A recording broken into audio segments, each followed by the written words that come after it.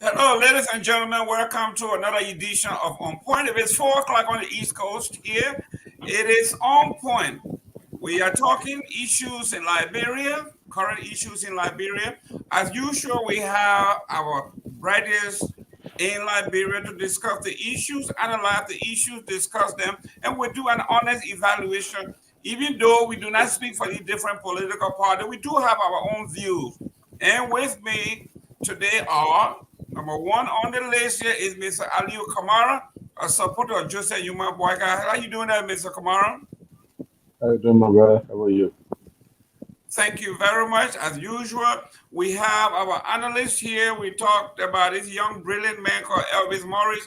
He's from somewhere called a state of 10,000 lakes. When you come from Florida, you don't recognize those kinds of things because we got rivers, we got oceans, we got Atlantic Ocean, we got you name it. So when you talk about 10,000 lakes, we think it's like ponds. Mr. Elvis Morris, welcome. Thank you, Mr. Gaiman. Hey, hello to Mr. Kamara and Mr. Eastman. Mr. Kamara, you're not sounding too excited today. What's going on? Thank you. I am. I'm in my diplomatic mood until Eastman got under my skin. So right now I'm pretty laid back.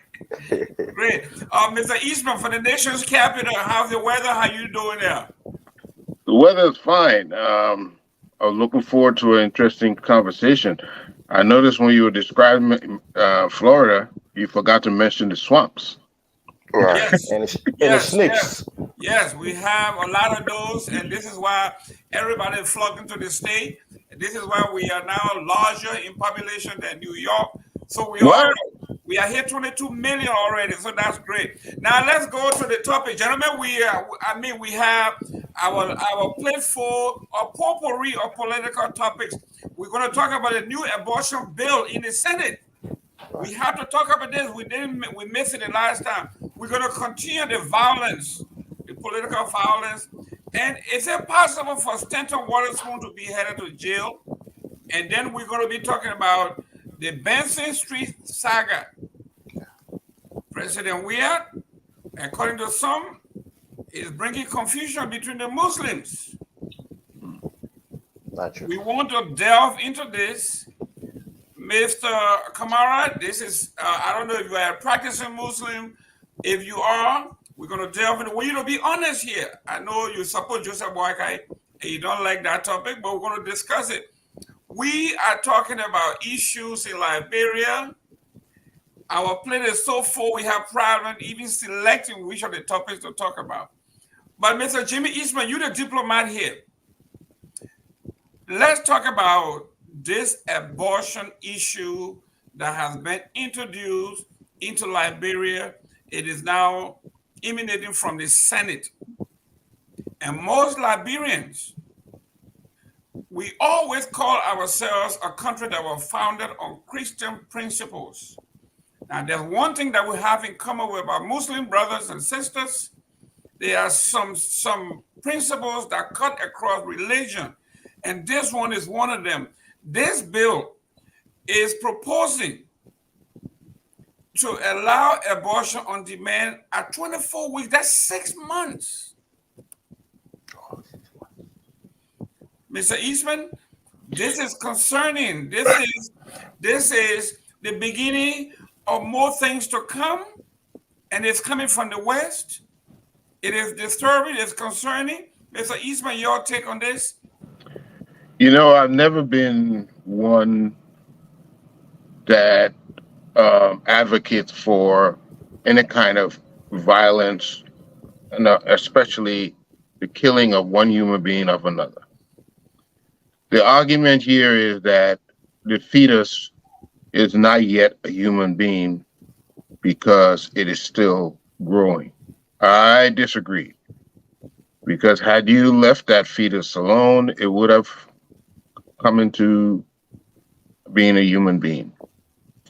I know they have some extreme circumstances that women find themselves in after being raped or taken advantage of in any way, and the child they bear is not something that they want to have with them.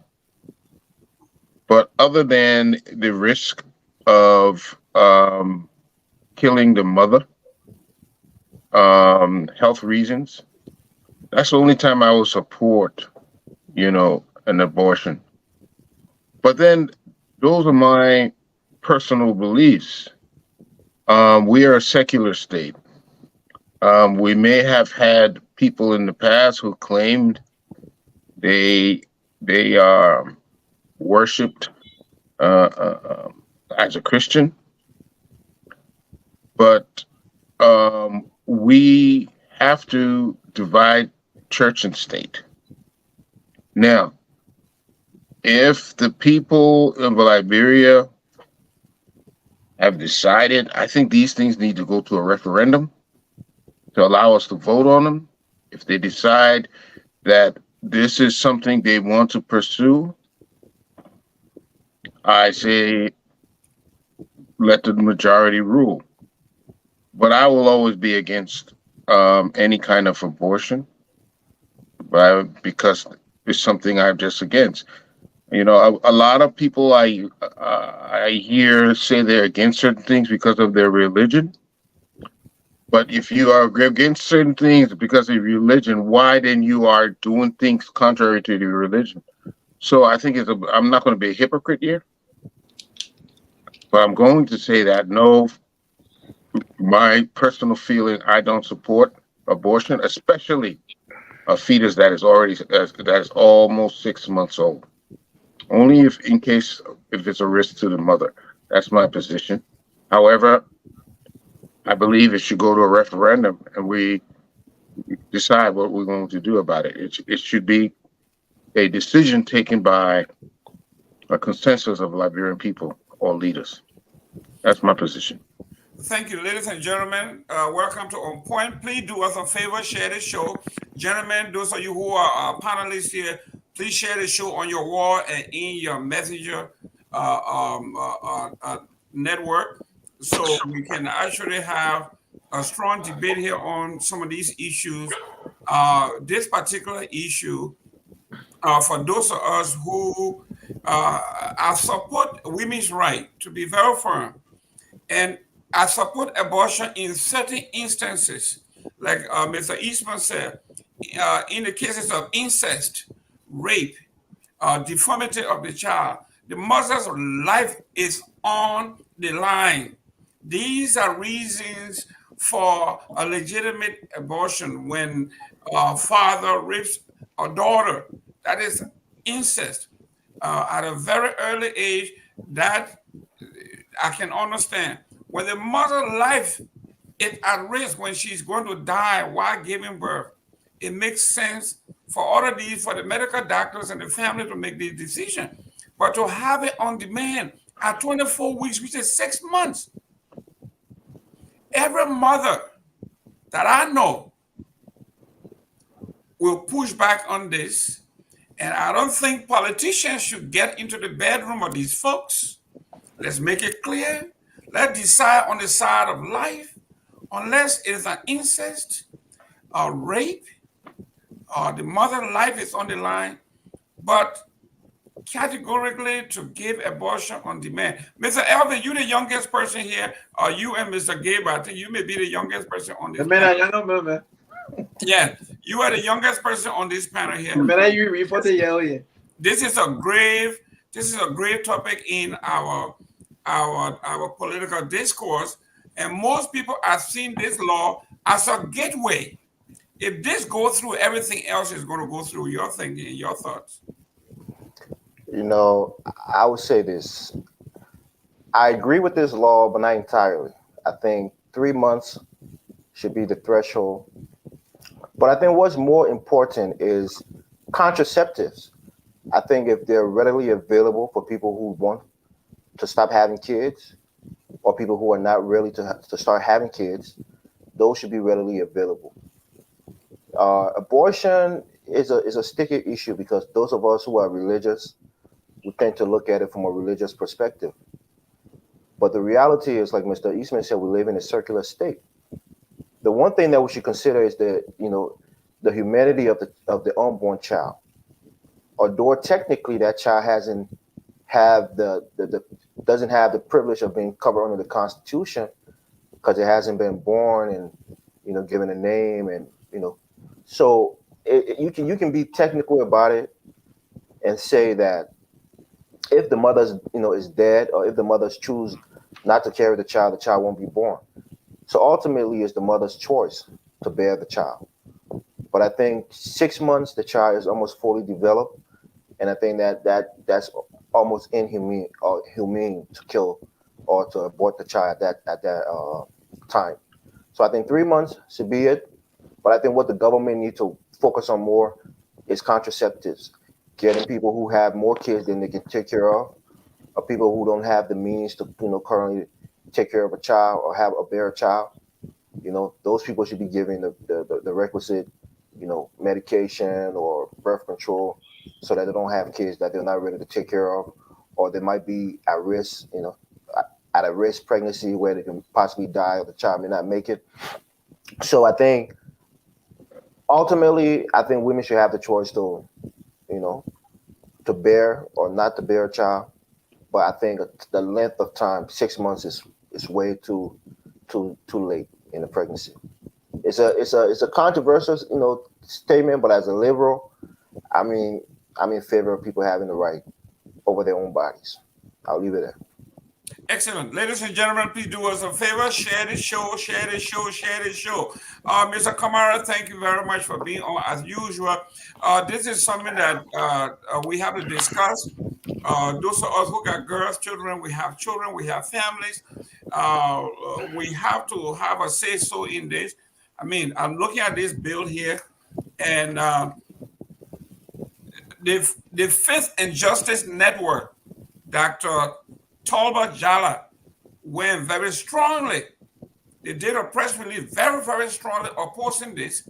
And they are asking other religious leaders, other secular people, regular folks, atheists, to join them, that this is inhumane. Mr. Kamara, your stance. Yeah, what's even more confusing is that most of Africa, especially Francophone, are beginning to stand up to the West. Unfortunately, Liberia is submerging, becoming more subservient to the West. Liberia.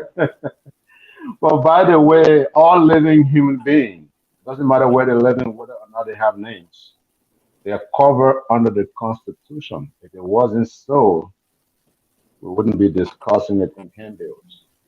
But look, let me just say this. I think you and Eastman, you guys are on course in terms of the different stages that should allow this thing. And I'm not speaking religion here. I'm not a religious person. Don't be fooled by my name. Look, it's an insect Your brother got you pregnant, or your brother slept with you. The day your brother sleeps with you, report it that day. We can take you to the hospital. They can clean you up, and there'll be no pregnancy. If your father sleeps with you, report it in no time. If you don't report it, 3 weeks, within 3 weeks, after that, it may you made a decision to have that child. Let me tell you something. Not to even talk about when people say, oh, women have the right to their own bodies. Nobody say you don't have rights to your own body, but the baby in you is not your body. The baby in you is an individual created by the same person who created you. Let me just say this. Sex. I know we have been creative, innovative about sex. We do this, we do that. Okay, fine. But the biological purpose of sex is reproduction or to put out waste material. Those are the two. If you're having sex, I'm pretty sure you are fully aware you have consented to being pregnant. If not, you will use condom. If you get pregnant through consensual means, and you're not in any of these categories, rape, sickness, or anything that have your life, a threat, you're going to have that baby. This discussion should only be around those things. Rape, particularly of any sort. Rape. It is not consensual. The woman did not agree to have that child by someone who raped it. That baby should be aborted before it's even 4 weeks old. If you don't report rape until after 90 days, it means you made a decision to have the child. I mean, after 6 weeks, almost all women after 6 weeks will know that something is wrong. It's not malaria symptom. It's something beyond malaria. And if it is malaria symptom, you go to the hospital in the first 6 weeks. But if somebody rape you, you don't report it for 6 months. How are we even sure that that's even a rape? All right. Now the baby is supposed to stay in the stomach. A lot of people say it's actually 10 months, but we'll go by the traditional time, 9 months. 6 months in, you only got 3 more months left. And somebody tell me that's not a human being in there. There's a human being in there. This discussion, Liberia should not be allowing themselves, the government of Liberia should not be allowing itself to be pressured by other people's thoughts about life, other people's understanding about civilization, other people's understanding about democracy or human rights. I mean, human rights does not mean it does not have to be immoral. Human rights does not mean we have to contravene the laws of biology. Human rights does not mean we have to challenge the authority of God. That's not what human rights means. So that particular bill, the lawmaker that put that bill up, first of all, I call on the Liberian people to not even vote for that lawmaker. Come back in the house. 10, Thank 10 Thank you. you. seconds, please, Mr. Gaiman. 10 Yes, seconds, yes, please. yes. You know, when Mr. Kamara is talking about contravening the laws of God, we're not governed by the laws of God. We're governed by secular laws. So that's why I said we shouldn't infuse We're religion not governed into. by the laws of God. No, we're a secular Okay. state, not a theocracy. A So that means you're theocracy would not be. because you're a secular state, so you were not created by someone. No, it has no bearing on the state Okay, as I a got you. whole. I hear you. That's I hear you. yes, that's your personal faith. You can choose to be an atheist. You can choose to be a traditionalist, an animist. You can choose to be a Christian or a Muslim. That's a personal Agnostic. choice. Whatever. Agnostic, right? But the state as a whole cannot be a respecter of quote unquote religion or God in that sense. Wow. And second of all, when you're talking about women issues, and I think we're all men on this But is panel. it your time to speak, man? Here, I had the other man on the Man, time to speak. he No, said 10 seconds. Oh. Hey, 10 seconds, they just please. take the whole Get time. your, When when we I are talking start about talking, women you will start issues doing your as hand like men, this. You speak as your you only spoke your men. own. Nobody Hey, talk to hey you. I think guys, that all the let, time. let, let the man land. Let the man land. No, but I It, think let her do rebuttal, but we're still Mm-hmm. gonna do Let's see it it. during that Let's see. Let time. the man land. Go ahead, Elvis. yes, I'll be sure. Let's just be sensitive. We have ladies who are watching this show who have suffered, who have had to make tough decisions, and let's be sensitive to them. I think we're not in a position to make statements like Mr. Kamara said. You're going to have Let that me baby. let me let me take let We me can take be 10 seconds. draconian in that Whatever way. I say here, whatever I say here represent me. I retract nothing. I regret nothing. If anybody is pregnant or raped, that person must report that rape. If you don't report that rape and you're pregnant up to 9 months, you will keep the child. That's my stand. What I what don't if know. it what if it's a minor and that doesn't have any means to report it or fears the parents' I wrath don't know if if they it's should? sticking. Right. But man, go to the next person. But, I feel telling you my honest thing. Mr. Gay, let's look at what Mr. Kamara is saying here. And I'm sorry, all the ladies that I called to be on this show were not available, so we are discussing it here fairly and squarely. I think Kamara has a point here. I tend to agree with Mr. Kamara. Okay, you That, Republican. listen, that at some point, while we agree that abortion should be allowed on a few other circumstances, few of them, and we name them rape, incest, life of the mother, stuff of that nature.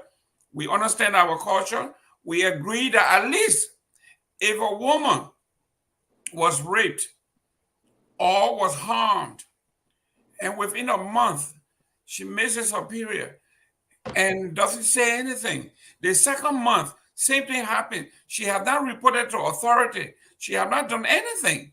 And then she allowed herself to be pregnant for about 6 months. Finally, she decides she wants to do something. Don't you see something wrong with it, Mr. Gay? So this is a very sticky subject. I sat here, I hear people talking about democracy, but at the same time, they want to impose their will on people. Look, this is a very delicate subject. Many women, I don't think initially intend to want to do abortion. Some circumstances happen along the way, and they decide to go that way. That's what you have at the abortion clinic. They got people protesting and all of that different. Sometimes some people can be called and be talked out of the abortion, out of the different things. Some people fear anxiety, they fear all sorts of things.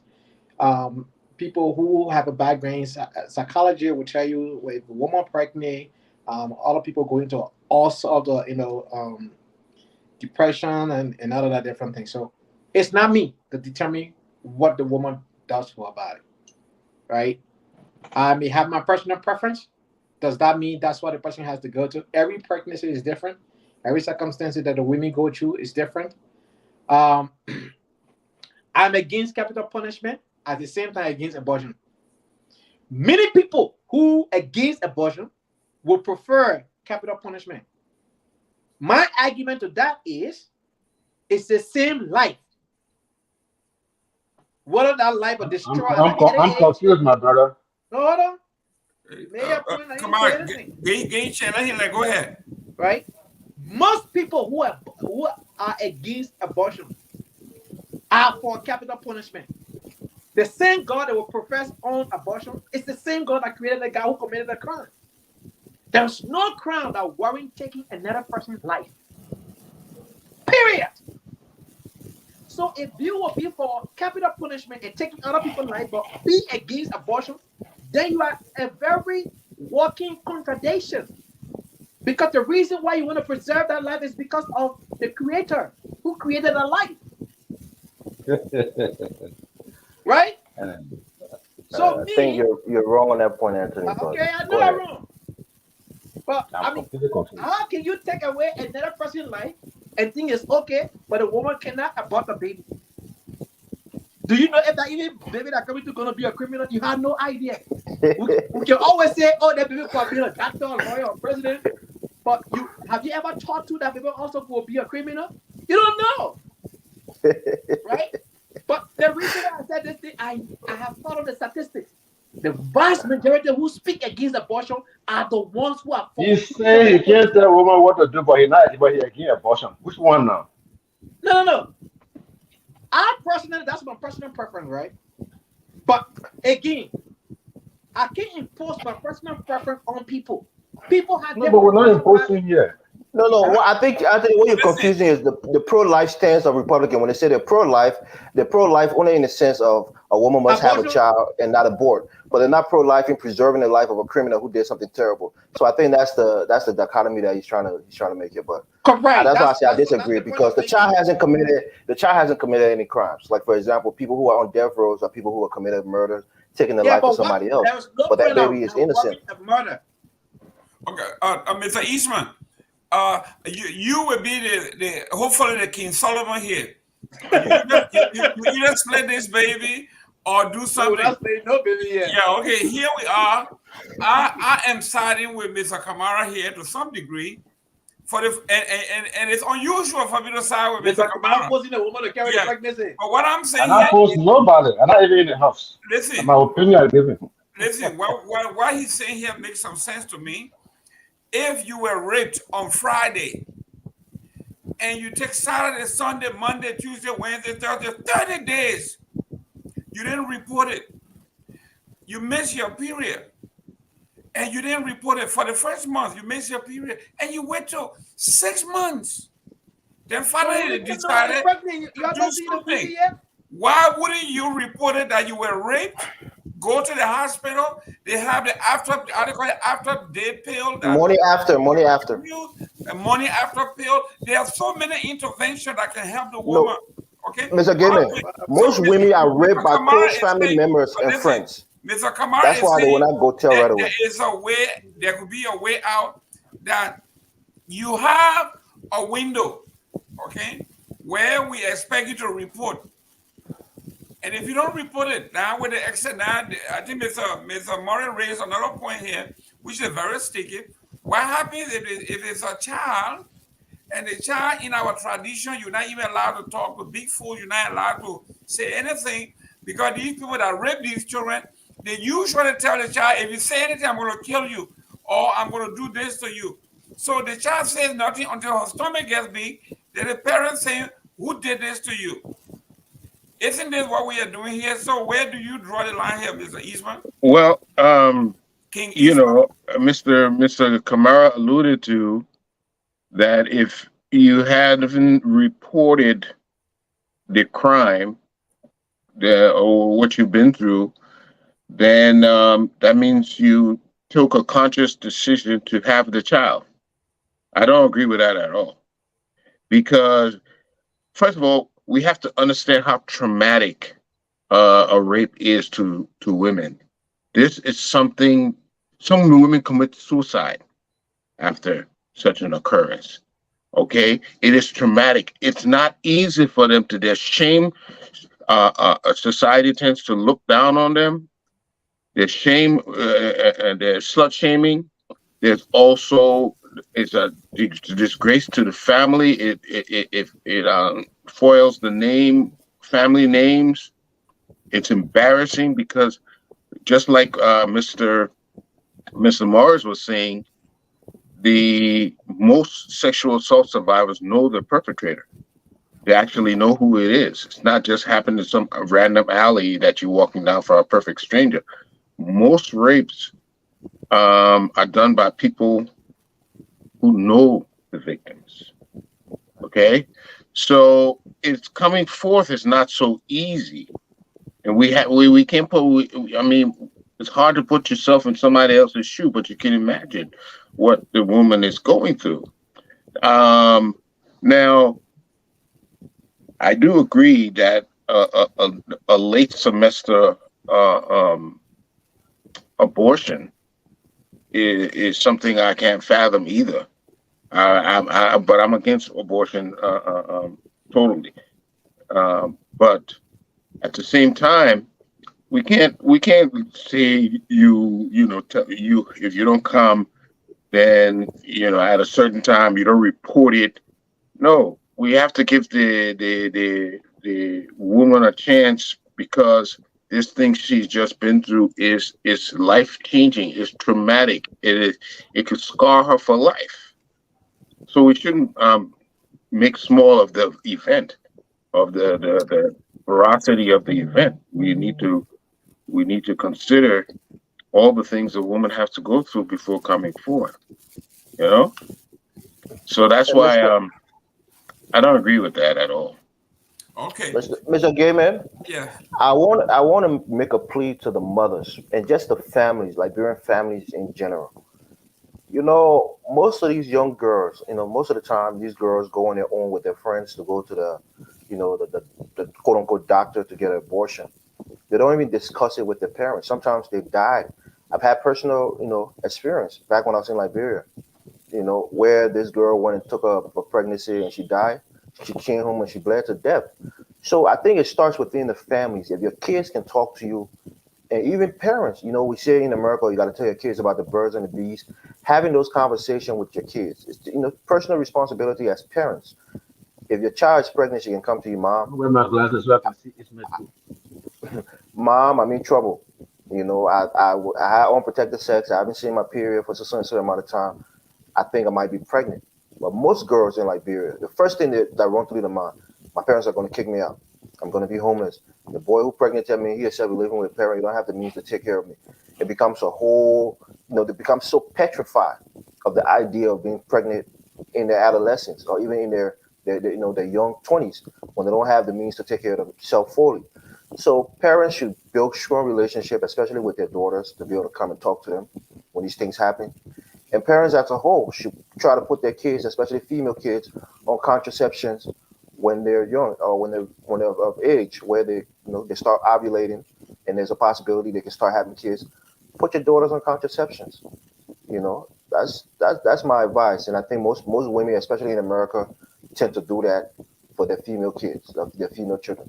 I'll Well, leave it there. Mr. Morris, let me just 5 seconds. Okay. What you just said is an argument why they should allow abortions because those hack or jobs that are done to women is because there's no legal means to do it. So they go to these people who are not professionally trained to do this, and that is why we see women, girls getting injured from these when these batch jobs. Right. So that's why many abortion advocates say this helps to reduce um, the injury to women by unprofessional people carrying out these abortions. Mr. Kamara, I will have you the last word here because look at the beating on me and you here. Let's look at our cultural situation here in Liberia, where people outside the big cities, even people in Monrovia, culturally, our women, our girls are not allowed to even look men in the face. You don't speak back to an adult, and it's almost impossible for a child to go to the mother and say, "Your husband raped me," or "Your husband did this to me." They are in that limbo between fear and death, and they say nothing until the stomach is big, and then at that No, point Mr. Goodman. they Mr. can't they Goodman. can't lie anymore. So we cannot separate our culture from this because it happens all the time. Right. Jerome, let's not play around here. First of all, that abortion bill in our house, unless it's refined, it's not going to pass. No, listen, culture, no culture. Liberia is not what not what it is. I mean, not what it was. Or what should I say? Liberia is no longer how it was when I was growing up.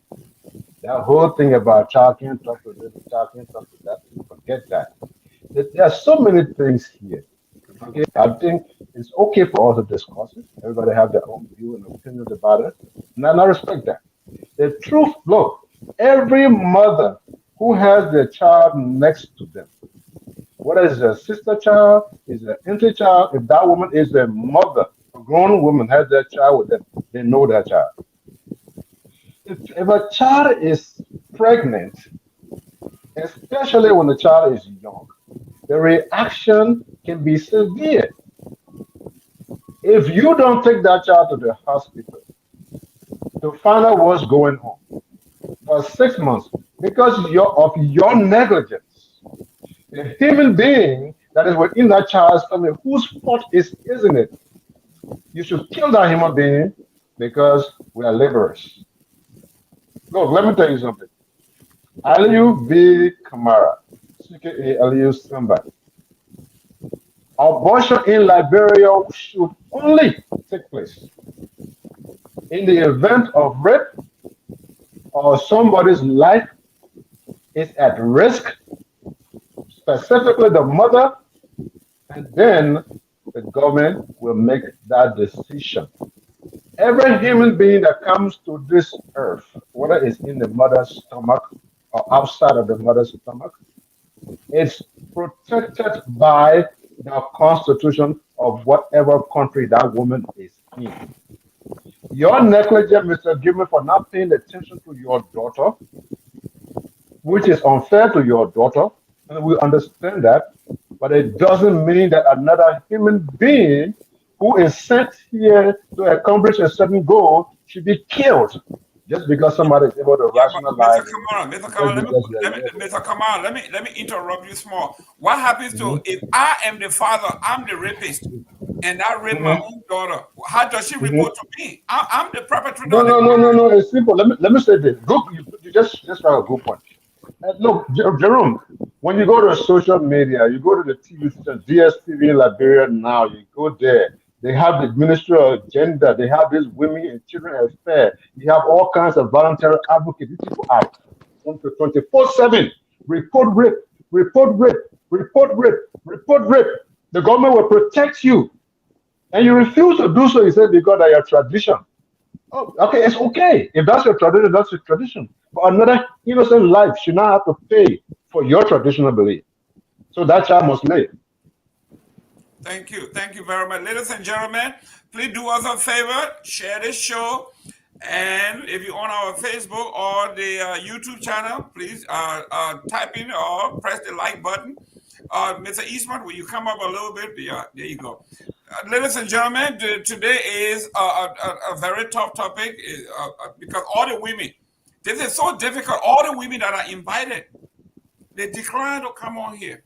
So, as we leave this topic, I am going to turn to the professionals in the healthcare sector. I'm going to go to the health department. I'm going to ask the nurses and the doctors to come on here and talk about this from the professional standpoint because most of our Liberian women are not, they are not comfortable talking about this. I have a personal experience where when we were growing up in Buchanan, where a government official where was not an actual father but a stepfather had a bunch of girls living with them, and the father, the supposedly father, pregnant one of the young girls, and the young lady at some point when it came about, she said nothing. She was afraid. When it finally came to light, the mother asked, "Who did this to you?" She turned around and she said she didn't know who it was. The father, the perpetrator of the crime, came and said, "It is one of those boys that are living with me." He single-handedly picked one of the boys and said, "You did this." And that child was born, and that child carried the name of that little boy that was living with them because he did not want his wife to know that he did it. So he purposely went and said, "If these boys are living with us, why you did this?" And the young man couldn't talk. He said, "You see, I told you, I told his wife, see, I told you this boy here, he's frisky," and they put that pregnancy on that young man. So Mr. Gibbon, before you change the topic 5 seconds to what you just said, very interesting. Mr. Ismail, allow me this 5 seconds as well. Listen, at that time, things happened and we agree. We agree. Like back in the day, before the 2000s, the age for consensual sex was 16 in Liberia by law. A 16-year-old girl and you have sex, that's legal under the law. Now it's 18. 13, not 16. I'm talking about the law. I'm not talking about guessing you. I'm talking about a few years ago. It was 16. I'm talking about customary law in okay, Liberia. guys, We're not listen, talking about now. customary. Mr. Kamara, I think you It's are right. But 18 now. what I'm saying here Okay, so recently, things changed now. but listen to this, Mr. Kamara, that's not true because a lawmaker from Grand Judah impregnated a young Thank lady. you. And thank Then you, Yahweh. recently, But that has nothing. But everybody know that he impregnated again. What did they do about it? no, So we but know now. It's not. It's not in heading now. We know Mr. now. Kamara, Mr. Kamara, I'm talking about the complexity of our Liberian culture because what he did took the Mariah girl Woody, the from. name of that representing name is Mariah Woody. But, Listen, but you have police in the country, don't you? listen, Mr. Kamara, he took the girl from the constitutional setting and took her to the traditional setting where there are different sets of rules. So the police could not go to the traditional setting to make an arrest. No, Mr. Jimmy, We have all of these, we that's have misinformation. all these complicated. The Constitution is above any law in Liberia, and the No, Constitution, yes, it is. No, that's true. It is. Constitution is about any statute. That's true. Dr. Mr. Gay, we have a dual judicial system in Liberia. It's not parallel. The Constitution is a supreme law of Liberia. Let's go. So you should have been arrested. You blame the courts, you blame the police, you blame the government. Argue that Mr. Ashman, we're going to the next topic, but we know we know that even the constitutional democracy. When somebody commits a crime, they commit it against the state. The government must pick up immediately. I have seen where even the police and the judges have gone to this thing. They got tried by Odile Sassewood, which is unconstitutional. It's You're talking about 1951. Look at all of these things are happening. But let's go to the next topic here, gentlemen. Ladies and gentlemen, please make a contribution towards this organization, this institution. We are hearing people enjoying our reporters on the ground going from county to county. It costs a lot of money. Please make your general contribution so we can be in the know when it comes to this election. Because you want to know what is being said in Grand Gita, in Grand Bassa, in River G, and everywhere else other than just Monrovia. So we are asking you to make a general contribution through Cash App or our Zelle. The number is scrolling there. Please do us a favor and make a generous contribution. You can do it monthly, you can do it annually, or whatever you do, make a contribution towards the cause here. It is worth it. Share the show. What the time people watching? Oh, yeah, but go ahead, share. Now let's go to the next one here, which is our election violence. I'm bringing this back because prominent people within the Unity Party in particular are writing and saying things that are only inflaming this particular thing we are talking from higher ups. I think you were on this show last week when Mr. Kamara himself said the young man deserved to have his ear cut off because he doesn't. I did not say that. I did not say that. You said he didn't listen. He didn't listen to the part. Yeah, you say he doesn't listen. That's why they cut his ear. So that doesn't mean he deserved it. No, we're not talking about deserving. There's nothing. You can't have the kid. But the idea that you who support Joseph Boyka to say that the man ear got cut because he doesn't listen, that's unheard of. Not only that, it is coming from every angle of the Unity Party. Mr. Anthony Kessley said here, he's saying this, put this on his wall. He said he considered that self-defense. And self-defense is legal under Liberian law. And he said, hashtag hint to the wise. Wow. And then right after that, this official spokesman for the Unity Party, Mo Ali, said that they are now forming a brigade to protect Unity partisans. And they will now listen to the police, the NDC. They will now take matters into. This is an official statement. That's not what. Yeah, but the CDC got our own army to the recruiter. Listen to this. Nobody here can put up an official statement from the CDC that says that, but we can tell you guys are both union. The Unity Party has an official statement that says ABC. Mr. Eastman. You know, last week when you asked the question, well, what did you observe from the, declaring election season open? I said I sadly noticed some desperation in some of the supporters, on the UP supporters and the CDC supporters. Desperation, and when people are desperate, they will resort to violence. If we don't hear the leadership discouraging this, I in fact, it's quite the opposite. I'm hearing that they are emboldening their supporters to retaliate if they are picked on Provoked or or attacked. accosted. Right. So I think the leadership right now, the incumbent party, has to take this initiative and spread the word that violence should not happen no matter what. The second thing I think they need to do is to increase police presence.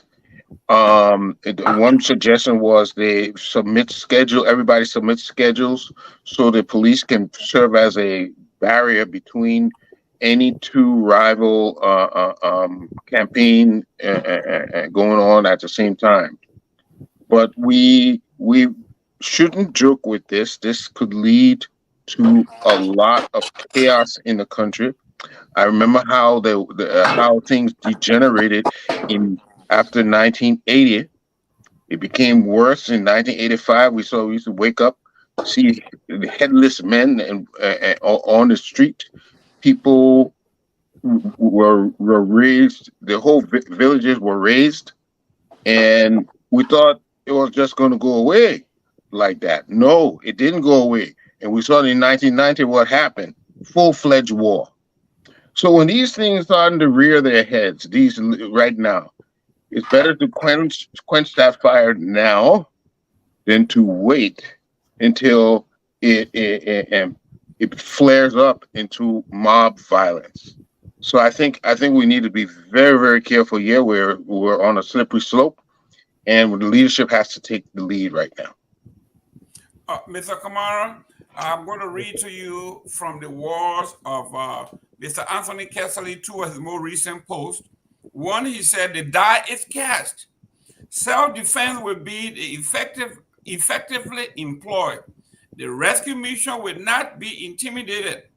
Then the second one, he says, rescue family. Self-defense is a legal and legitimate recourse under our Liberian law. Strong hint to the wise, and don't cry baby later. This is Anthony Kessley, who is in charge of public relations on for the president. That was followed by Mr. The PR. So He Mr. misspoke. He meant a former vice president. Yeah, I'm about to answer you. It is written here on Anthony Kessley's wall. It is not a made up, it is quoted. Yeah, it's the way you get in man position without the man. But listen, let me tell you this. Hey man, imagine let's put this thing just between the United Party and the CDC, right? United Party keep picking on the CDC. United Party go big Canada, they say we're using the stadium. CDC Canada, they say we're playing football here. United Party had to withdraw. United Party go to Nimba 3 times. CDC go to United Party had to cancel 3 times. Do you understand what I'm saying? United Party on a day that United Party were launching were introducing their VP again. CDC send people there. Why are you sending people there? It wasn't even campaign time. Okay, 4 days prior to the day that this thing happened, a motorcyclist who was just carrying a Joseph Boakai picture was beaten and manhandled by the CDC. The one CDC, on United Party, on this particular day, George Weah alone decided he would clean District 9 and District 10. He alone. No party should move. These people going to their rescue mission headquarters. You go through Bamuma to go there. George Weah is nowhere there. He's nowhere around. See, this is not the police. I didn't say the police. I didn't say George Weah, Executive Marshal Security. I said citizens, motorbike riders and others. They will go to Bamuma and create blockage that nobody should enter there, blocking the Unity Party partisans from entering there. Is CDC the government of Liberia? CDC responsible for security, or is it the police and other people? So who caused this violence? If somebody keep picking on you like that, you a citizen, somebody keep picking on you like that, wouldn't it? My man, somebody drop you, they beat you, police stand there and watch it. You saw the driver was beaten, and the policeman said, well, call the riot response unit. Policeman is standing right there. You expect United Party, hey God, to just sit down and do like this because they're afraid that war took place in 1989 and they should be getting hurt? Man, it's fire for fire moving on. Great. Mr. Morris, I'm from Grand Bassa County, and everything this man attributed to Bassa never happened. There is no report of that happening. These are the folks who go out there and fabricate these stories and say it happened, CDC did it. Can you imagine this man said a police officer was on his standing there and they are beating someone and he told them you're beating him until You didn't watch the video? riot police can come. Can you imagine this man is You, saying you, you didn't you didn't watch the video? listen, Elvis, I listened to the initial interview when they interviewed the lady from the United Party. She said our members are under attack. In fact, they cut the ear of one of our members. The CDCN did that. Then she said, in fact, our party chair, Mr. Bryant, is in the hospital. It turned out that everything she said, there is nobody in the Who is Unity Mr. Party. Brian? There is nobody in the Unity Party, no chairmanship in the Unity Party that is called Brian. And the man who ear was cut off was not even a Unity Party saint. The man said he was wearing a CDC shirt. And the reason he was wearing the shirt, he thought it was going to allow him to go through the crowd. And yet and still the folk told him, the president is here, you have to go through the detour. And he was taking the detour when he was attacked because he had his shirt on. So the Unity Party is nothing but fabrication. Go ahead, Morris. Thank you. Can you imagine when he did? I think what this election is going to expose in Liberia is the limitations of the national police, how limited they are.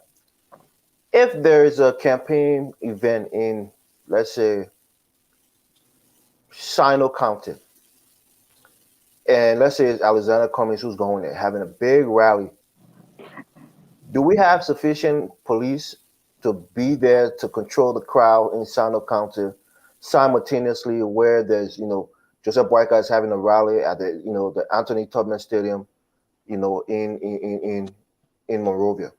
I don't think so. And I think smart people on the NEC would have been wise to have had a crowd, control brigade of volunteers, of people who they trained for at least 3 or so months to be able to do crowd control. They're not carrying guns, they're not carrying, batons, but they're just there to have some separation, to usher people in a certain way, in a certain direction, just to control the crowd. But I think the lack of, logistics for our police, especially in these leeward counties, the poor funding, you're not going to have police people being able to control crowds when you go into the counties outside of Monrovia. Number one, they're not enough in terms of numbers. And number two, they won't have enough equipment to effectively do their jobs. So I think that's going to be a problem. But quickly, I want to say this to Mr. Anthony Cassidy. I think his hypocrisy is showing. There was a time when this whole thing happened on the campus of UL, where Aloysius Howe went on the campus and some guys accosted him, and then Akara's Gray went in quote unquote retaliation. And Mr. Cassidy was on the show because he was part of Soup, and I think Mr. Jai invited him to give his view. He said it was terrible, violence should never be so. And so I called on the show that day, and I made some strong points, and he was incensed that I would make such a comment. I'm a young man. Why would I make that comment? Because I said those guys on the campus, deserved it because they first engaged in violence with Aloysius Howe, and they were opposition to the government. But when Akara's Gray went there and people got beaten up and there was a fight, he was, attacking, Akara's Gray. But he is today advocating for quote unquote self-defense, and he will not be said, they will not be bullied, or they will not just sit there and let them, CDC quote unquote bully them. He's calling for violence as well. So for me, I think the onus is on the national police. It's on the government, the sitting government, to beef up security, to have people who are going to control crowds, to do the situation with the schedules. That's going to avoid a lot of these, confrontation with Liberty with all the different parties. The government have to take the initiative. To whom much is given, much is expected. You can't do tit for tat. You have to be the big brother. You have to put down the law and allow everybody else to follow the law. So this is not something that's political. It has to be a government, mandated policy to have enough police at these, political events, and have some sense of crowd control to have people barricaded, have these these barricades that will separate. Like when you go to the stadium, you have to be within confined within certain space, so that people don't spill out and go to different areas and start causing confusion. So the government needs to do that, allocate money, use some of that campaign, not campaign, but National Election Commission money to fund some of these things. It's important. It's necessary. Reasonable. Yeah. Reasonable. So I'll leave Thank it you. there. Thank you. Mr. Gay, usually Mr. Boakai, former Vice President, Mr. Boakai, former Vice President Joseph Boakai have had his rallies in most of the different districts when he was going around. I mean, obviously, it might have been maybe 200 folks, so he didn't need that much security. So nothing happened. But now we are talking about when President Weah is coming, the human magnet, we're talking about tens of thousands of folks.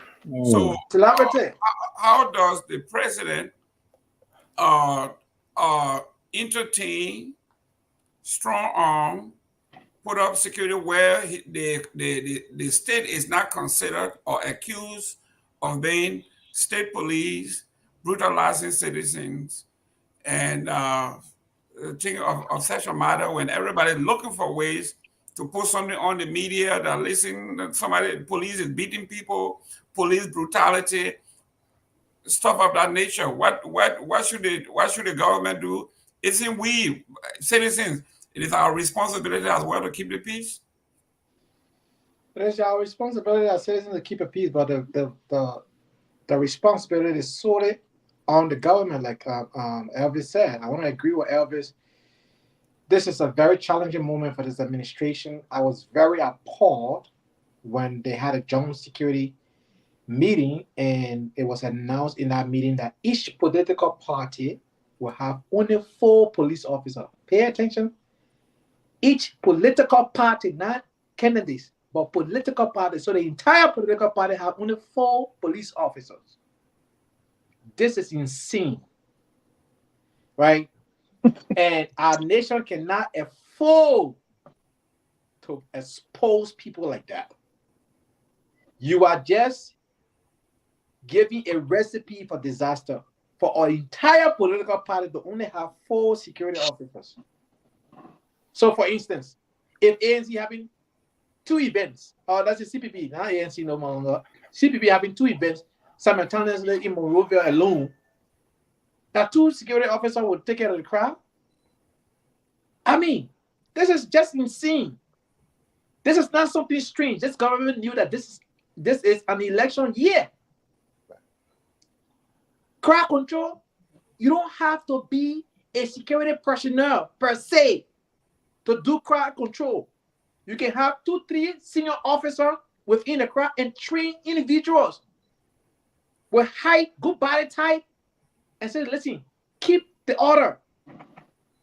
Once that person have a backup to back them up, the crowd will submit to the command. It does not take rocket science. I'm not a security expert, but I did crowd control at Six Flags Great Adventure. Like over 30,000 people come to the park.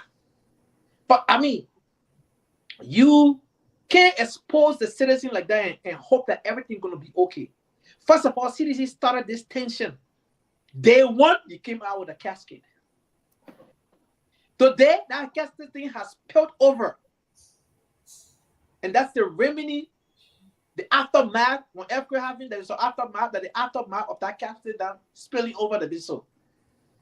You understand? So the government needs to calm things down. Nobody said that citizens should not be excited over ZBOs and all that. Nobody said that. They can do whatever they want. But when you start poking the bear, then you're looking for trouble. Right? People are already frustrated with the Weah administration. People are already angry, not having jobs. Then you're going to start things like that? Trust me. When somebody is poor, somebody is hungry, the next thing they're going to turn to is to be violent. Because now they are minding their business. They are angry that they don't have a job. They don't have nowhere to go. Then you want to start a fight? They'll say, you know what? Let's get spotted one time. Okay. And unfortunately, this is not a good image for us. We don't want to go down this path. We don't want to continue this. First of all, we don't even have good hospital. People getting Okay. injured. How they gonna get you? How they gonna get treatment? Leave it Okay, there, Anthony. okay. Leave it there. Ladies and gentlemen, Mr. Eastman, I You think know, I think Mr. Gay has a point here. Irrespective of what is going on, the onus of protecting the state lies solely with the government in power. As much as I support the government, we have to give the government credit. All the districts that went to, including yesterday, we had no issue, only District Number 9. But Mr. Gay is contending that the onus of security lies purely on the shoulders of this administration. And the administration should show strength, whether it is through brutality, whether it is through beating folks or whatever it is the responsibility of the state to protect the people. Absolutely. And this is why I said this is when we really need leadership. I've heard the criticism on CDC that they have not matured into an incumbent party. They still opposition. behave and operate like they say opposition, or like they're contending as the incumbent party, and also who controls the government and the security forces. They have to be take the lead here, so that no violence would occur. Because just what you're talking about, spill over. These things have reverberate. Reverberate. Yeah, they have actions follow actions, and before you know it, we could have a calamity on our hands. People do not forgive these things. I mentioned how we saw before after 1980, we saw how it degenerated into full scale war. Okay, so they have to realize, just like you said, that the onus is on them. That's one of the chief responsibility of the commander in chief, to keep peace in the country. That's what his number one responsibility. Okay, so it's not looking good, as it already has occurred, and I think if everybody has everything to lose. These few years of peace and progress, with some progress we have made, we could lose it all if we are not careful, if we're not deliberate in how we go about securing our people and keeping them divided. They should have spent more money. They should have realized it would have cost more. They should have been more proactive in hiring. NEC has its own budget, but I didn't remember seeing the budget for security for these elections. So that has to do with the planning. Right. Did you plan well? Did you not know this was going to occur? And all these things, these are the mature things I'm talking about. You have to grow into these things and think them through. And my only criticism has always been they are not putting true experts in positions. And that is why they're getting poor planning, and they're getting all these mistakes happening. But yes, absolutely, they are directly responsible for our security. Great. Ladies and gentlemen, you can join the conversation. We have the telephone number scrolling, 772-940-2871. The code there is 791-403. Hashtag. You can join the conversation anytime. We are going to read comments as well. Mr. Kamara, before we leave this topic, you as a security person, we all are, because Liberia is our home. What responsibility do we have when, as citizens, we are putting all these inflammatory rhetoric on our walls, in our interview? Isn't this part of inciting? Like me, I have following. Like you have following. Jimmy has his own. Everybody have their own following. And then when you put out something like, from now on, ladies and gentlemen, all my followers, you can now protect yourself because it's legally the guarantee on our constitution. You can do this as self-defense. Aren't we inflaming the situation too? No, Evans has made all the points needed for this conversation. I think you should follow his lead instead of still trying to find something out of nothing. Whatever this man said, it's a fact, for it is written that we should defend ourselves. The Constitution protects that. How come he's saying it is a big deal? Would you allow someone walk into that your house in Florida and keep harming your family, and you can't do anything just because you don't want to inflame the situation? At some point, even if he doesn't mean it, but at some point he has to come out strong, because if he doesn't do that, his followers will be like, "Oh, we're putting ourselves in the line for these people, but no one is protecting us." Is that how you want the followers of the Unity Party to feel?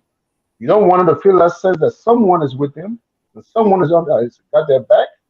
So it's all about that. Anthony is not going in the street to fight anybody.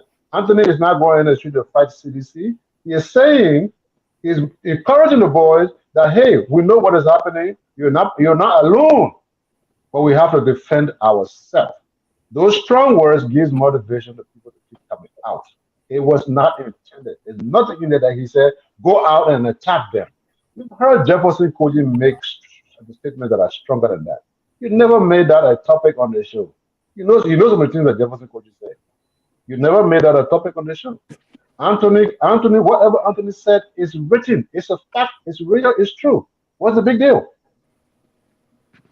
Mr. Eastman, Mr. Kamara and the Unity Party people, it looks like their logic is so screwed backward. This man is comparing our domestic castle law. Now, when somebody enters your home, you have the right to defend your family. This man is saying if you see somebody on the street, you can. You said it. That's what you said here. You said Mr. Eastman. I mean, how can you a political rally? I like you, Jerome, but a political rally in the street, in the stadium? This man is considered to our domestic castle law, that when someone breaks into your house, you have the right. It's just an example. You got to try yourself. This man saying Liberia, the entire Liberia, outside, everywhere, football field, is a castle. You can defend, you can kill people. As you them to be enemies of the state. Yeah, go ahead, Mr. What I was saying is, if you are a top, you got to defend yourself. That's all I was saying. Mr. Eastman. I think everybody has, every citizen has a responsibility to keep the peace. We all do. I mean, that is shared around. So making, and I do believe in self-defense as well. But we have to understand where this will lead to, and that is why I'm saying the lead has to come from the incumbent administration to squelch these fires now before it's too late. And we were talking about budgeting for security, and I think Senator Snow the other day requested increased budget for the increased security for these elections. Is the government responding? And that's very curious. I mean, what they could do before, what CDC could do before as the opposition, they can't take that risk upon themselves, because it will look different today. Because being in power, you command the police officers, you command the soldiers. It's going to be look differently today. And if citizens find out that they have to defend themselves against their own government, that is a recipe for disaster. Great. For chaos. Real quick, I'm going to come to you, Mr. Gay. Mr. Morris. Yeah, you got to come to me first. Yeah, that's what I said, Elvis. In Sierra Leone, those of us who are pro-democracy, we were condemning Marabio when they came out and said there will be no political street rally. You have your political headquarters. I'm going to speak to that. Go ahead. Yes, you have your political headquarters. You can meet with small group of folks. There's no street parading and all of that. And I, for one, said that is ridiculous. You cannot stop that freedom of free freedom of movement. It was constitutionally to me. Right. Do you think he had a point when he said not only that we can curtail some of our constitutional right, but it's for the benefit of the greater good? Yeah, I think Anthony Gay was one of the people that made that point when we were talking about the Sierra Leone election. He said that at the time it was for the it was in the best interest of the country. So what he did was the right thing to do. But let me say this, Mr. Gayman. Look, people like Taiwan Councilor Taiwan Gonglo, people like Alexander Cummings should use their money and their lawyers to really hold the NEC to account. So far, I'm very, very disappointed in the NEC because what have they done in terms of appropriations of the monies that they receive for the elections? I think the United States pledged, certain amounts, other governments pledged, some money. That one of the things in your preparation for elections, leading up to elections, should be for security. So when I hear people saying they need to hire more security, who are we hiring? These security firms, or were they supposed to train people before election season start to be prepared to control crowds and provide some security? They did. No, Yeah, but Mr. Gay, real quick here. You mentioned the joint security there. When I saw them, I saw the joint 1 second, security. Mr. Gimme. Mr. Kamara, you gotta go out and come back in Then because come your back screen is here. black. Whenever you come on. So Okay. go out and come back in. Yeah, No, your screen is black. Keep the show and I come can back. hear. I can hear you now. No, but we can't You see can see him. me? We can't see him. No, hit your camera. Press your camera so you can come on. Let me go out. Let me go out and come back in. Okay. There you there. We can see you now. We can We see you can't now. see. What do you mean we can see him? I can't see him.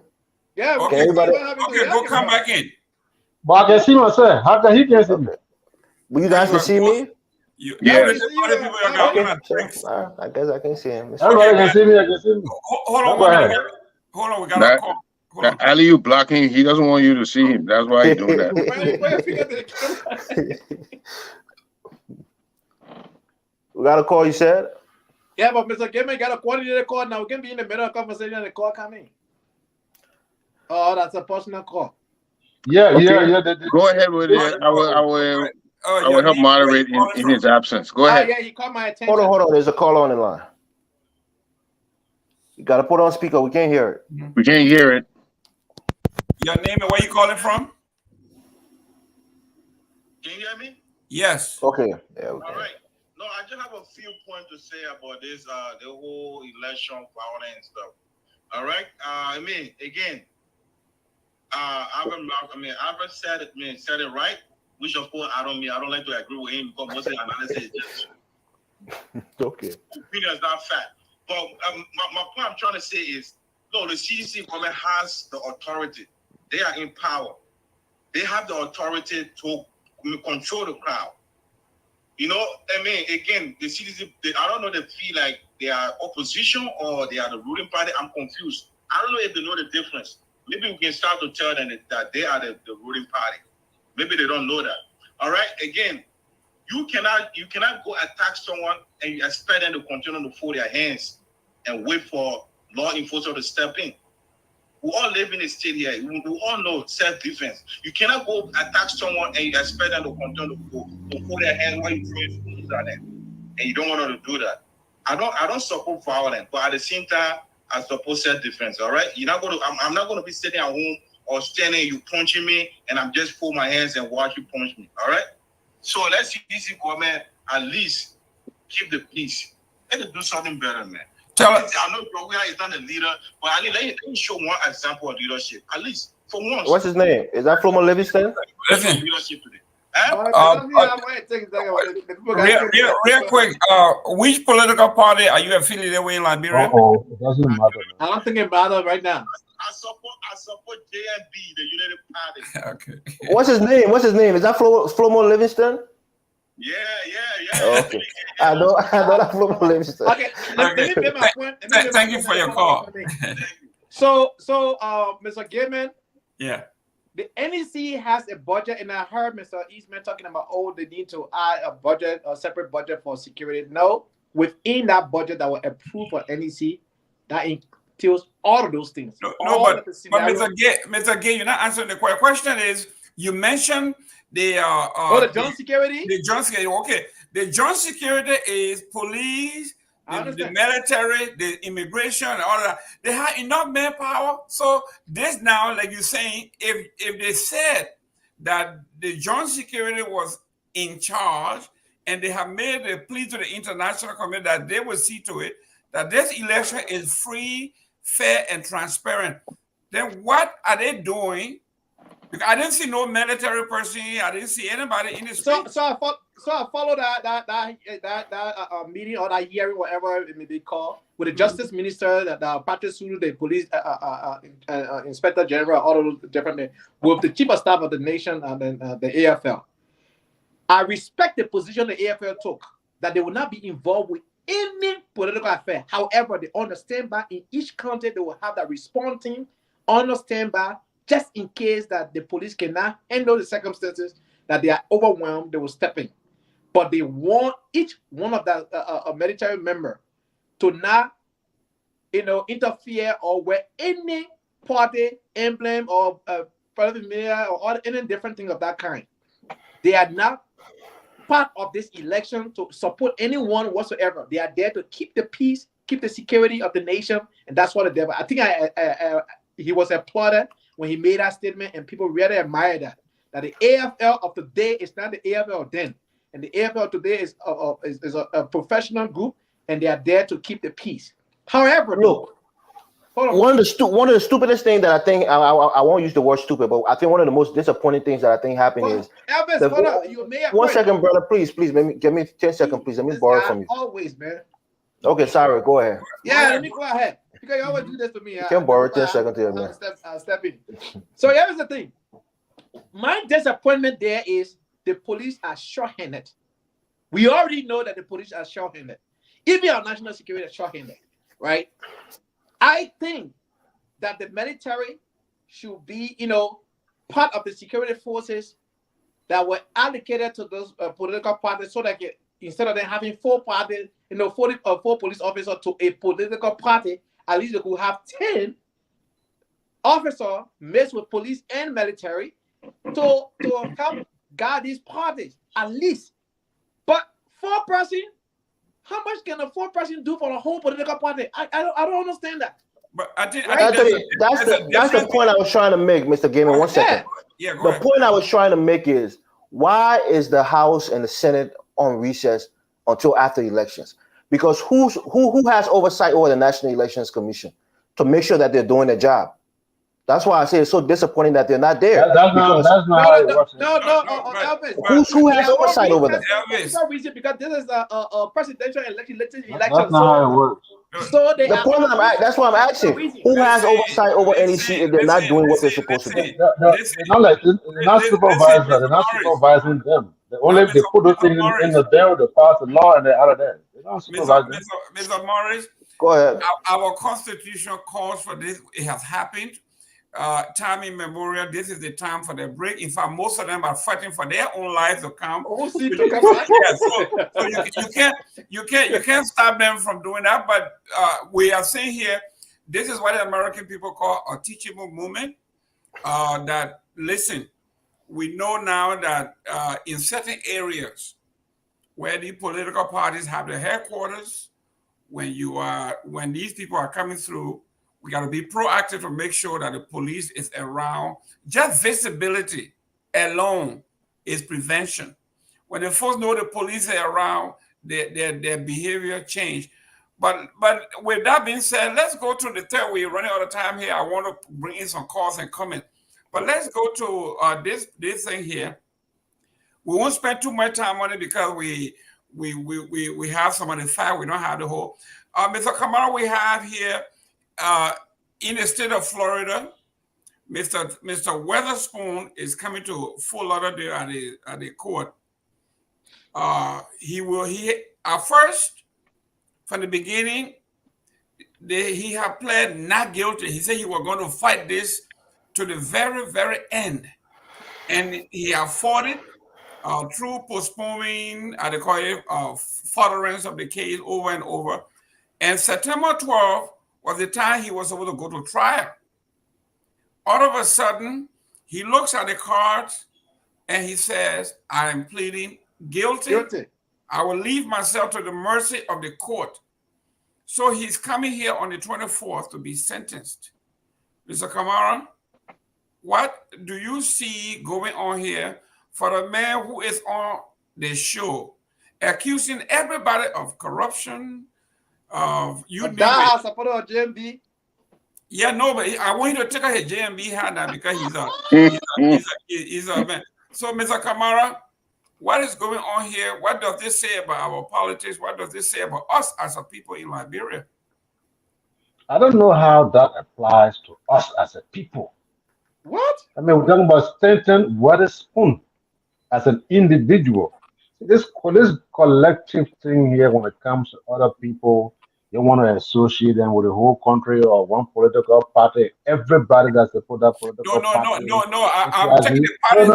No. Let's Hold take the on. party out. Let's take that. I'm talking about. No. You say no. As a people, I consider that as an affront to Liberians to say because one person is indicted, and then you say how does this what you call us as a people? You need to take that back. Whatever Stanton did in his capacity, if he did anything, he did it in his capacity as Stanton Witherspoon, not as Liberia. We have very important people, reputable people, credible people in Liberia, responsible, respectful people. So we cannot associate every individual who does something to the entire state of Liberia. Let's take it back. That's the place my whole thing is. But look, all I can say to Stanton, I don't know the detail of the case. I know he was indicted. I have not seen any communication. What you are telling me right now for me is just innuendos. I have not seen anything. But if there's a situation where he's going to be sentenced on the 24th, I wish him the best. I wish him good luck. I say to his family, it is what it is. If he committed a crime, then he has to serve the time. In all, I wish him the best, and I hope they can have some sort of mercy upon him. How can you even say that? Listen. Mercy? Listen. We're talking about $114 million. You're talking about mercy. Mr. Eastman. Yeah. Mr. Eastman. Yes. I know Kamara doesn't want us to say. I'm interested in we as a people, because what this man has done, when you look at our Liberian society, is very prevalent. Telling you. We even want to apply this to politics. Okay. Here, CDC. We were in bed with PYJ. When PYJ left us, we got mad with him. Cummings came to Liberia. He says, I'm a man with clean hands. He turned around. He got questionable people there. The Unity Party people. You see, you want to take color and other things and do unnecessary stuff. Listen, you go to the church. You go to our churches, okay? You're hearing the corruption, our pastors, our bishops. You're hearing the same things that are happening in the mosque, in the schools. You go to the universities, you're seeing the same thing. You go to the high school, teachers sleeping with students for grades, taking advantage of the poor. I mean, it's all over in our society. This is what I'm saying. We have to address this holistically. We can't look at it as a partisan thing. We can't look at it as it's a cultural thing. We as people, we will sit here and say, Anthony Gay is corrupt. He's a thief. He's doing this. In the meantime, you're standing here, destroying the lives of people, almost brought down the health system of this country. Instead of Florida, where we have an elderly population, you are putting out there bogus nurses. I mean, this is serious. And Mr. Kamara is saying we should not attribute this to our culture. It's a one man. It has nothing to do with us. This is It serious. does. It does. It really But does. when on Okay, Nigerian, so you say Nigerians are yeah, corrupt. Yeah? You're not saying that what one Nigerian. You say the let me Nigerians are let corrupt. It's all You right. don't Mr. say that. Anthony. It's Mr. Eastman's Let time. me answer Mr. Gaiman's question. Okay, I'm totally taken aback by what Mr. Kamara said. I'm telling I you. know. Let me tell you why. I'm taken aback because we have to admit that the Spoon platform is huge. Just the other day, I heard the president of Liberia mentioning the Spoon platform. Yep. That has how entwined it is in Liberian affairs. When the people want to speak to Liberian people, they go to the Spoon platform because it has a widespread coverage. The man bought a whole lot of radio stations in the country. So that's where we see some of the money went. A long time ago, I was curious as to where he was getting all this money, and someone alluded that he had a nursing schools. But anyway, so it does what he does. It does affect all of us because there's so many viewers, and it has gotten so much attention that it does affect us. So um, his the act itself. Well, I believe every man has. He's if you say, I think you said he's pleading guilty. Yes. Yeah. Well, I didn't even know that. But if he's pleading guilty, then he will have to pay for his crime if that's what he's doing, like everybody Restitution. else. Yeah. At least in this country, there's not impunity. So when you talk about this thing ingrained in our culture, yes, it is rampant in our culture, and it's something we have to change if we're going to progress. We have to take this stance of Singapore that everybody sign up. If you corrupt, you either get hanged, you get electrocuted, or whatever the punishment is. Then people will stop it. But yeah, it's something. But over here, you can't get away with it. So um, whatever be the case, and then I heard him plead for he hope to have mercy on him. Right. You What, know, Mr. Kamara?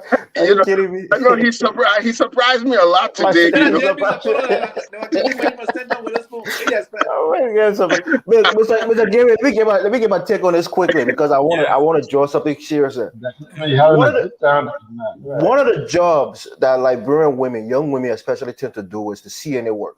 We know yep. that. A lot of them go into that field, and that's a position of trust. You're taking care of somebody's mom or somebody's grandmother. This is a national issue, and the Liberian was at the helm of this. So in Minnesota, for example, a lot of these girls work in these nursing homes and things like that, and most of them you can clearly tell they're Liberian. So people will start to take a second look at them Yep. because this tarnishes their image in that particular field. So that's why it affects us, Mr. Kamara, when we say, what Stanton did has affect the Liberian community, especially here in the United States. But that's not what the man said. He said, "What does Well, this say about us as a people?" I don't Yeah, like that. because it's and, our reputation as a country. Okay, yeah, okay, Mr. Murray, go ahead, make your point. right. So when Stanton, when he did this, that's why I was so appalled by it because he's trying to quote unquote put Liberia on the map and make us proud as a people by establishing a media conglomerate in the country and abroad in the United States here. But at the same time, he's doing it illegally. Well, not illegally, but he's doing it with illicit funds that he gathered from his businesses. That's not good. And then secondly, one of the things that appalled me is when I see people, some people on this platform who are here on this platform go on that platform, to interact with Stanton Witherspoon. Look, I'm somebody who talks sometimes, a little bit abrasive, but I have high moral standards. I don't like to associate myself with people of, less, you know, reputable character. That's one of the things about me. People that know me personally. I'm not too much of the friendly kind of person because I watch the people that I make friends with. So Stanton Witherspoon and myself, or all the money that he has, all the other quote unquote clout that he has, I can never be on this platform. Not that he will even invite me, but I can never be on that platform. So when I see respectable people going there and chit chatting with this guy and being so buddy with him, knowing exactly what he did, it disgusts me because this is somebody who is put himself in a position to be the Yeah, moral let me voice of take 10 like. seconds on your time. No, let me just make this last statement. This is somebody who have put themselves to be the moral voice of Liberia in the media, but then in that same breath is a criminal indictee, and all of his co-conspirators has pled guilty because in fact they realized what they did and they have admitted to it, and he realized that some of these people have gone to jail. They've been told to pay restitution, and he's probably going to, do the same thing. Maybe they're going to give him a couple of years in jail, and he has to pay millions of dollars in restitution. That's not a good look for us. He can't continue to be the quote unquote moral voice for the Liberian people in the in the political space, online and in the country. I think we have to speak against it, even though Focus on Liberia has been quote unquote hurt by him in some way, but I think this is the most reputable platform. That's why I continue to come on this platform and engage on this platform. Even if I'm not on the show, I'll call in and I'll participate. But I can never be on Spoon like that, knowing that's the kind of person that's heading that platform. But go ahead, Mr. Kamara. I'll turn it over to you. No, Mr. Kamara, spoken already. No, Mr. Gay, it's your turn. I know you may be too young to understand. The reason I'm saying this morally, when you look at, I think even Ellen Johnson Sirleaf herself, she admitted, said, I may have come with good intention, he said, but our corruption is so systemic. And then Joelle Howard Taylor, she came aboard and said, we are all interrelated. If you touch one, you touch all. Then those of us who grew up much older than you guys saw the term GOPA in Liberia. GOPA is the legitimate term for molestation, molesting babies. And we are talking about pastors, bishops, spiritual people doing it, and they're acceptable. And then when you talk about this being part of our moral fabric, then Kamara said, no, don't attribute it to. For us to deal with these issues, we have to go down to the root causes. Our morals, people who set the moral campus, okay? That compass, when you drive in and say, go this way or go, the GPS is screwed up. If your GPS send you all over the place, you will be all over the place. Our moral compass is wrong, and we have to deal with it head on, Mr. Gay. This is where this thing is coming from. You are absolutely right, and I agree with Elvis and Mr. Eastman. Look, let me say this, right? The very week that Mr. Witherspoon was indicted, you could find on Facebook like they were fighting each other. For those who are for and against and other different things. I was amazed to see people who are lawyers arguing the fact that, oh, he didn't do nothing wrong, it's just an allegation. Lawyers, Liberian lawyers.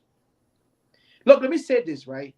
We all know how hard it is to work in this country, to earn reputation in this country. If you find somebody taking shortcuts, you get angry as an individual who work hard. This individual took a shortcut that is not good for every one of us. And on top of that, he there questioning individual who work hard, like people like Mr. Cummings, like, other big names like Liberian who work so hard for that money. He want to question that money. Right? This, for me, I knew it from day one. The fair will not go after you just because they want to seek attention. They took their time for 3+ years. They were investigating this individual. Same thing they did to Dr. Cassell. They were investigating him. You understand? But people will not understand. Most Liberians will want to, my man, you leave the man alone. Nothing, the man do nothing wrong. No. 7,500 people were paying $15,000 a pop. You do the math, that $14 million? That is not small cash. Plus, you putting people's family at risk. At least about 65, if not 70% of Liberian women in the United States work in the healthcare field. Work in the healthcare field, at least 65 to 70% of Liberian women, I'm not talking about men, but women, work in healthcare. And they're saying a Liberian guy owned a nursing school was giving fake degree. You know what is happening in other places? When they recognize you're a Liberian, they be questioning your degree or your license. They be wondering, are you one of those that got that license from St. Witherspoon? If they don't do that, they will monitor you closely. It's a gay. Yeah. Unity Party has one of the largest mouth in this guy they call someone like Colley. Yeah. Martin Colley. Martin Colley, yeah. Martin Colley goes around digging behind people's certificate, even if a dog catching certificate tell you that you got it wrong. Yeah. But Colley is here defending Waterspoon. Can you imagine 7,000 over 7,000? 7,000 fake. Selective advocates. Yeah, so you see what I'm talking about when I say it is in us. How can this man who is going on say he's an advocate for credential in Liberia, he behind everybody? If you even went to school the wrong day, he would tell you. You went to school the wrong day. I'm telling you. This man is saying what? Yeah, they have Stanton Waterspoon on their team, and all of a sudden now Stanton Waterspoon now is like the how they call the American hero that steals from the poor. Robin Hood. Oh, Robin Hood. Yeah. He's not Robin Hood. Even though they kill other people in there because you got illegal nurses and killing people with wrong medicine. He said it was done because he doing it for a good cause. Then they said, well, CDC, you have Funati Kofa that stole money here and went to jail and now he with the CDC and all that. So what? Funati Kofa, they had time. That's correct. He served his time here in the United States, in California. He went to jail. He did his time. So what else can you say? You punish the man perpetually? No, he did his time. But this is what we're talking about. Time and come back and you want to live a regular life, people will still respect him. But here's the thing. Don't come at me because I'm taking a stand against Stanton and you angry at me. No, we all work hard in this country. Somebody cutting corners and enjoying and making it seem that, oh yeah, he's the guy. If he got caught, he got caught. And he must pay the price. I don't have empathy on you. Pay your price and do the right thing. Look, America is for everybody. And I'm a part country here. But that's what he was doing. You go on that man's show, he will talk down on you. He will say all kinds of things, act like he messed up. And you steal it from the U.S. government. That is the truth. Anthony, this is about the Liberian people. We got to be truthful to the Liberian people. Those are you doing the short right? You know that kind of fake thing. That's why I look at it, guys. This guy is not genuine. I never used to watch that show. He was so pretentious. Ladies and gentlemen, this is. Let's go to our last issue, Mr. James. This is on point. If it's 4:00 on Sunday, you are on point with the best analysts in the country. We have Mr. Aliu Kamara, we have Jimmy Eastman, we got Anthony Gay, and we got Elvis Morris. Now, ladies and gentlemen, there's something going on in Liberia. Hopefully, we can address this. It's nothing new. We have done it from the time in memoriam. Politicians have crisscross traverse everywhere. This time around, I know Mr. Cry very well. He's a Unity Party personnel. I know this for the fact because his daughter is my mentee. While they are not politically active, they are sympathizer to JMB. So he came up. He says, Chief Imam claims CDC Muslim, that the CDC got their own Muslim, I guess, desecrated the Benson Street Mosque by putting up their banners. So he is saying... And pictures. Yeah, pictures. He said the Quran forbids pictures and banners and politics near the mosque. And people, Muslims in the CDC, knew this, and they went and put up the president's picture, the vice president's picture near the mosque, some on the mosque. So it's he haram. is saying, it's a haram. It's a crime against the Quran. It's a gay. Here we are. The politicians go from church to church, from mosque to mosque. They go everywhere. Wherever the people are, they will go beg for votes. So one imam is saying he thinks that most of the folks are leaning towards another candidate, and he's on the other side. So now he's quoting the Bible, the Quran, that all the verses in the Quran, that particular one, he says, they are forbidden for bringing picture near the mosque. Yeah. Dangerous man, Mr. To display images of living things. Or living things, whether animals or anything. Mr. Gay, your take. Well, all around the world, I used to go to the mosque anyway. All around the world, it's very hard to see any poster. You know, if it's not the name of that mosque, you will not find any other poster else around the mosque area. It has been that way. I have not asked a question why, but it has been that way. You only see the name of the mosque, in front of the mosque. That's it. They don't do the poster thing. They don't do campaigning. Whether or not they're going to support somebody, they don't carry poster there. That's what I've known. I never asked why they do it that way, but that's how it has always been. And It's I think that's the reason why they do it that way. So I don't think that Iman is wrong, right? Keep your sacred as it is. You want to support whoever you want to support, fine. But take your, your emblem or your poster, take it away from the mosque. I don't think he's wrong in voicing an opinion. I think he cautionizing the people. Now, banning the people, he's the head of that particular mosque. He have every power to instill discipline. I don't think it's wrong for him to do so. But I have not seen. No, I have seen some churches, having posters. Not every church, but some churches have done so. So yeah, these things people will always cross the line, but I think that area is supposed to be a neutral ground. You go to the church or you go to the mosque. Okay, Mr. Gay. It's supposed to be a neutral ground. Mr. Gay, the subject here is photos. Now, if I walk into your mosque with no poster, but I got a Unity Party T-shirt with Joseph Walker on it, or the CDC T-shirt with Joseph, isn't that the same thing as bringing a photograph in the church? No, that's not the same thing. Because that is the same thing. No. If the politician coming to visit, at that moment, you already know there's a politician. But you taking the church building now to be your campaign ground or the mosque, it's a different thing. Anthony Gay, your Mushakin. Go research and know what it means. Mr. Kamara. What do you mean? Mr. Kamara. Yes, sir. Okay, great.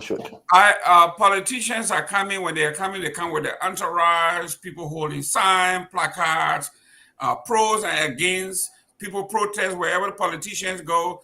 Anti-abortion people, pro-abortion people bring their stuff. Everybody intermingling wherever you go, whether it's at the mosque, at the church, wherever you go, you will draw pro and con, and it happens. Chief Krayi is saying the mosques, anybody who bring their photograph and posters near the mosque or in the mosque is committing a religious crime. First of all, before I go into that, I would need to address the issue you try to censor me for. I got to complete my thought on that. Okay, go ahead. Because you muted me for that. That is the Stanton Witherspoon situation. Whatever Stanton Witherspoon, whatever crime he may have, because I don't have any information, he may have committed. The people who should be embarrassed if he committed those crimes. One, his wife, his family members. That is their business. If Mr. Witherspoon is to pay back money, trust me, I am paying $1 there. It has nothing to do with me. It has everything to do with him and his family. But we'll sit down here and think that, because we're here, so we're moral, or the moral standard is set from here. Okay. Donald Trump told you he used to grab women by their private part. You say elected him. What does that say about the people of America? Donald Trump recently was found guilty for some kind of sexual impropriety. He paid $5 million. Yes, yet he is still leading in the pool in the United States. What does that say about the United States of America? What does that say? Okay, Joe Biden right now, there's a lot of corruption thing hanging over his head in China and in Ukraine. All right? No, listen, they accuse Joe Biden of doing business with China.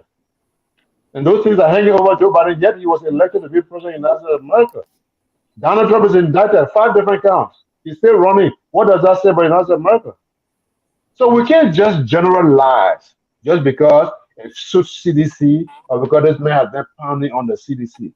I am not here to judge anyone. Like those of you who are Christians, Jesus said to you, whoever has never sinned before, let them be the first to catch the first You know stone. what? George Which here one telling of you somebody here? going to hell. That's George. We're not Which George. one of you here? Which one of you here are as clean as the snow? So passing judgment, oh, I can't sit The with this judgment you're person, talking I about is can't sending talk to somebody this to hell. If person, I, that is not Anthony, let my the man responsibility. finish. I can't sit with this other person, I can't talk to this other person. Who am I? Am I one of the angels of God? No, I'm not. That is not my responsibility. Like I said, plain, and people refuse to underline that. If he did the crime, let him serve the term. But I hope they have mercy on him. What do you say? Why? have mercy What on do him. you say? Why? What would you say about the people who went to him to pay for the certificate? Why should I go pay for a certificate? So the man who I bought the certificate for is a criminal, but I will bought the certificate. Oh, yeah, affecting our people. They also People a are affecting criminal too. themselves. He's in a Don't position buy of the trust. certificate. Don't buy the certificate. Go to school like everybody else and earn your certificate. So before you talk about that man, check yourself. If 60%, 70%, I don't know what you got a statistic, but if 60 or 70% Liberian women in America are in the nursing field and they all want a boss certificate, then that's 60% of Liberian women in America plus 10 Witherspoon involved into this act. But remember one thing, Satan Witherspoon was the only African among all of the indictees. So what does that say about all the other people, most of whom were American? What does that say about America? If you want to just No, generalize it. most But of let's go them to were other let's go immigrants. to No, let's you're go not the to only African. They're That's from the I didn't say only Haiti. Africa, I said They're only from Listen, guys. Liberian. Kenya. Listen, guys. Listen, let me I go don't to the want point to. here. I don't want to mute anybody. Let's get one at a time. Go ahead, real quick. Yeah, let's go to the point here. First of all, in my crowd, let's just make it clear. My crowd is a crown man, number one. A Oh, very brilliant are crown you man. everywhere? Someday you buy some, someday you mend I, it. I didn't No, say no, I he am said crown. Ali Cry is a crime man. I know your brother Nathaniel Cry. Yeah, I know that I family. didn't say I was crown. I said the imam is a crown man. Oh yeah, sure. Okay? Mhm. Okay, so let's get make that clear. Now, if it is forbidden for a Muslim to sketch from day one, from the day Prophet Muhammad was living, it was forbidden to sketch Prophet Muhammad's picture and put it in any mosque. I'm talking the Prophet Sallallahu Alaihi Wasallam, peace be upon him. To take his picture and put it in any mosque, you'll be beheaded because they don't worship in him. They worship God and nobody sees God. So why do you put picture in there if it's not God's picture and it's God's house? So it is haram. So you can't do that. Whoever did it, they either did it out of ignorance or just some kind of exuberance. And there's a serious consequence for that. It's just that you have a country where it's secular. But if some of these guys can be identified, they have to stay in Liberia. Be careful where you go. Even Dubai, you'll be in trouble for doing that. That's all I have to say about that. Great, Mr. Eastman. Yeah, Let's close on this. yeah. So Just what real quick, Kamara real I quick. Kamara didn't was get saying. a, I didn't get a chance to talk, Mr. Gill. Just what Kamara was saying is haram for you to put pictures up in the mosque. No, he didn't. Okay. No, let me clear that he didn't say poor picture. He said the Prophet Muhammad's Yep. picture. In the But picture. I just example, I just I don't know why he went to because you are not even allowed to draw a picture of Muhammad. Period. So I don't know.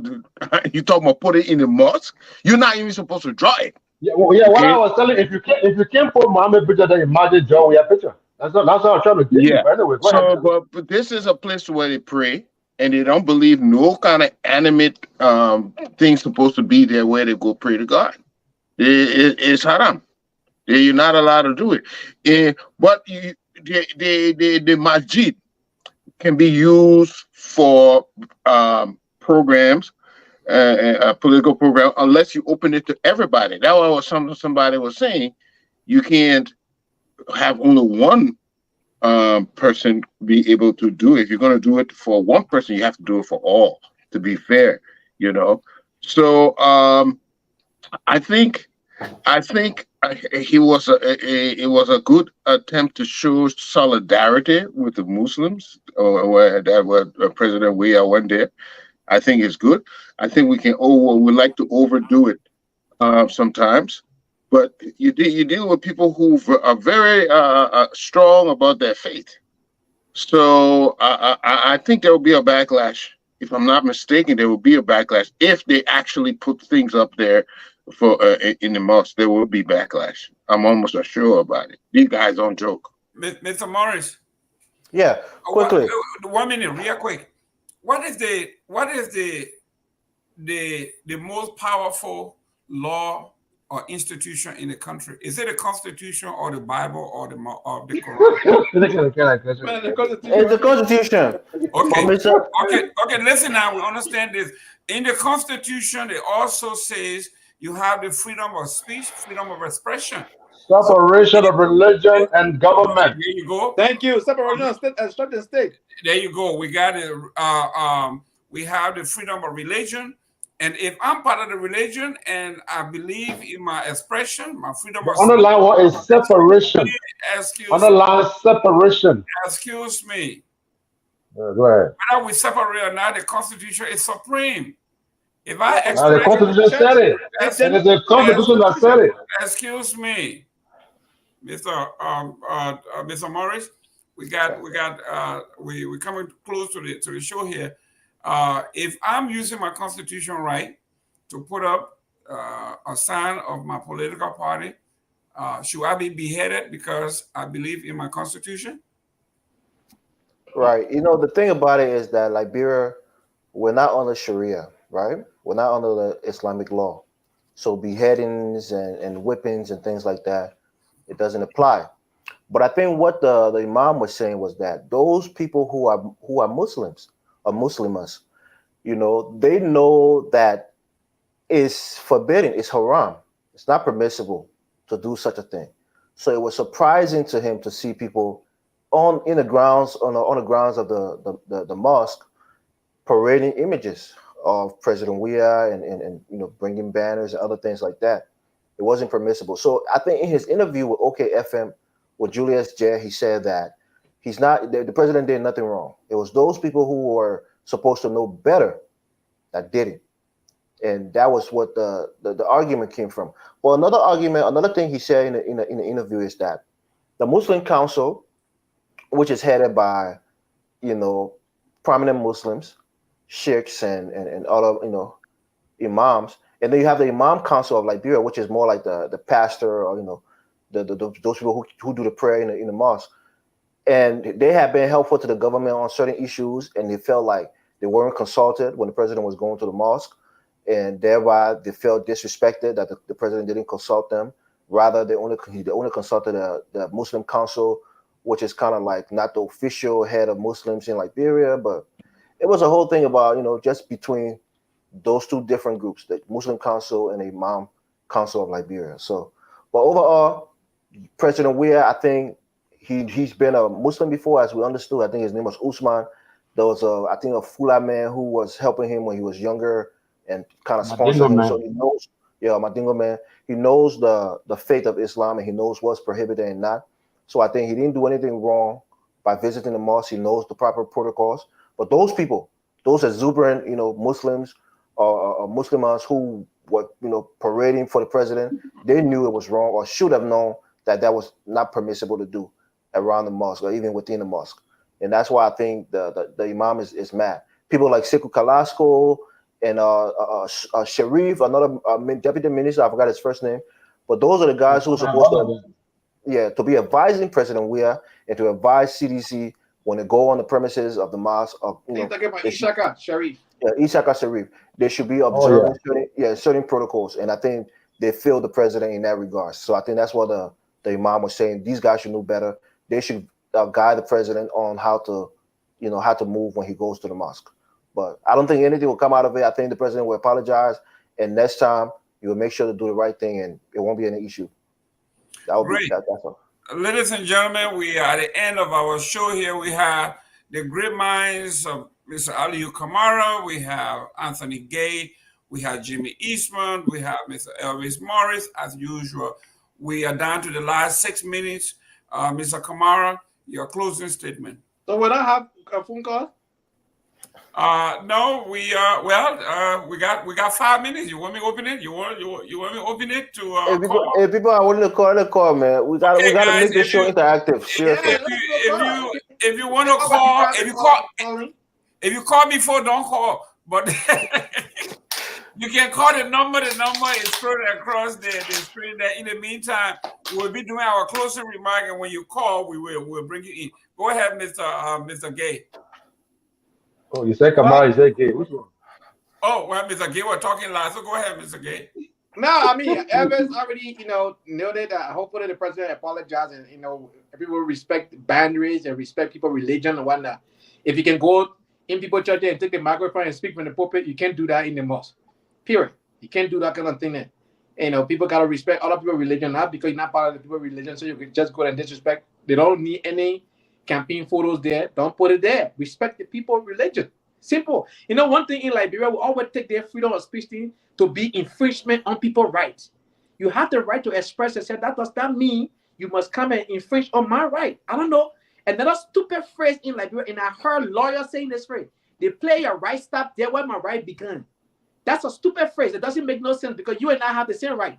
So how do you know where my right stop and how your own beginning? You and I have the exact same right. So they play my own begin and stop there where your own begin and stop. So, but people have heard that phrase and they keep using the apps. Heard this from some lawyers. That's a stupid phrase. Very stupid. So, I mean, you can't use your freedom of expression or your freedom of right to infringe on my right. And that's what happens in Liberia all the time. The people have their strict rules and that must respect it. They're not going to take a damn thing from you. Just respect it and walk away. You're not going to change your name. You're not going to take anything from you. But people don't like to do that. And they call that freedom of speech. That's not freedom of speech. Let's keep it short, guys. Mr. Eastman? One thing is sure that we the hypocrisy we living by is at all heights right now. We will be praising one person, and the next minute when they jump on the other side, we condemning them. We condemn stealing and forms of corruption, but when our own relative or our own friend is all right. We can't be a people like this. You talk. I remember heard somebody mentioning moral compass. I don't even know we have morals first of all, because we're changing every day. We have to be consistent, and I see that's the one thing that is missing. If if if we are to be a well-developed society, we're going to have to develop some rules and stick by those rules, and we have to be consistent, not changing and wavering and vacillating between one extreme to the other. That's the only way to be. We have to harness integrity, and that is something I wish the leadership would take up, so that we all will follow. That's why. Maybe somebody won't participate. You gotta take that call, maybe. No, the any call is from Mr. Morris. You're closing. Yeah, quickly. On the first issue that you got to mute, Mr. Hello. Somebody calling the show. No, they're calling him. I muted him. Go ahead. Okay, yeah. I think on the first issue, that we talked about, a lot of people in the comments were making some of the same, sentiments I was sharing. We have to bring, women on the show to talk about it. I think it's a women's health issue. It's a poverty, issue where people can't have kids who they can't take care of. They don't have the ability to take care of. So sometimes they have that, they have to abort the baby. But that's a sensitive issue, and I think women, especially healthcare, practitioners, should be best suited to talk about that issue. But the issue of Stanton Witherspoon, like I said before, Stanton portrayed himself to be some moral person, but the acts that he committed was immoral, and I think we need to condemn him for that, and not to be associating ourselves with somebody who we know is a criminal openly, and he's portraying himself to be otherwise. That's why I'm saying on this very platform, I like and I respect Mr. Jai, but if it ever came out that Mr. Jai is a criminal, I will stop associating myself with this platform as long as he's the CEO of this platform. That takes principle. You have to do that regardless of whether you have a personal relationship with that person or whether you like him or not.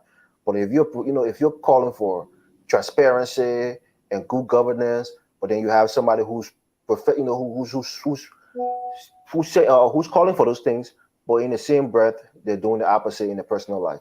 That's not tolerable. That's not acceptable. And in terms of the Muslims, the last thing, the Muslim people, for example, somebody like Ali Krai, which is a crime man, we most of the time we're traditionalists or Christians, and to see him having such a high position in Liberia as a predominantly Muslim tribe like the Vai or the Mandi or the Mandingos, that's a good thing. It shows inclusion and it shows some sense of progress on in terms of the religion of Islam in Liberia.